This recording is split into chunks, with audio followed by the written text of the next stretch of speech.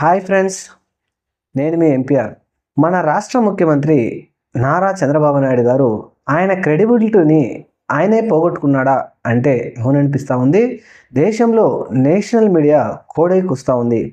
ఒకప్పుడు గత 25 సంవత్సరాలుగా రాజకీయాల్లో యాక్టివ్గా ఉన్నటువంటి నారా చంద్రబాబు నాయుడు గారు దాని మీద ఏదైనా ఒక విషయం మాట్లాడితే దాని గురించి ఆలోచించే వాళ్ళు చాలామంది ఉంటారు, ముఖ్యమంత్రిగా ఉన్నప్పటికీ లేకపోయినప్పటికీ. అయితే రాజకీయంగా మాట్లాడే మాటలు పెద్దగా పట్టించుకోరు కాబట్టి, ఎందుకంటే ఈ మాట ఇప్పుడు మాట్లాడవచ్చు, తర్వాత నేను మాట్లాడలేదని అనొచ్చు. అది రాజకీయ మాటలకు రాజకీయ నాయకులు కట్టుబడి ఉంటారు అని మనం అనుకోలేము.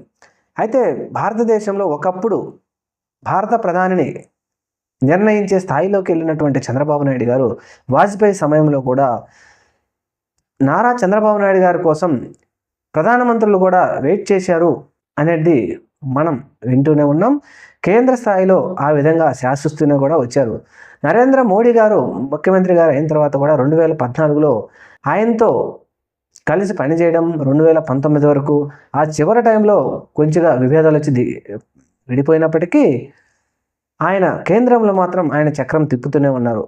అయితే మిగతా రాష్ట్రాలలో కానీ మిగతా నాయకుల్లో చంద్రబాబు నాయుడు గారి సమయంలో ఉన్నటువంటి నాయకులు కొంతమంది ఒక 4 సంవత్సరాలు, ఒక 5 సంవత్సరాలు రాజకీయాల్లో ఉండటం, ఆ తర్వాత వెళ్ళిపోయిన వారే కానీ చంద్రబాబు నాయుడు గారు లాగా కంటిన్యూగా రాజకీయాలు చేసిన వారు ఎవరూ లేరనే చెప్పుకోవాలి, అది ఎలాంటి రాజకీయాలు చేసినప్పటికీ.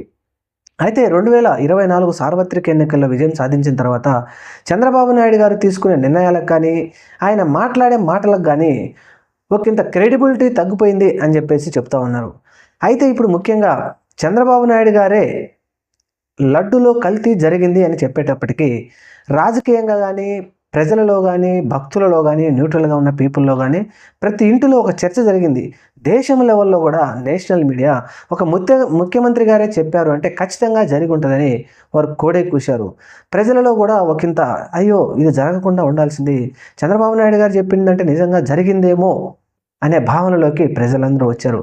అయితే ఈ విషయంలో సర్వోన్నత న్యాయస్థానానికి వెళ్ళినటువంటి వైవి సుబ్బారెడ్డి గారు పిటిషన్ని విచారణ జరగగా ఈరోజు సర్వోన్నత న్యాయస్థానం వేసిన లాజిక్లకు, ప్రశ్నలకు అసలు నిజంగా చంద్రబాబు నాయుడు గారి క్రెడిబిలిటీ ఆయనే తీసేసుకున్నాడా అంటే అవుననే చెప్తా ఉన్నారు.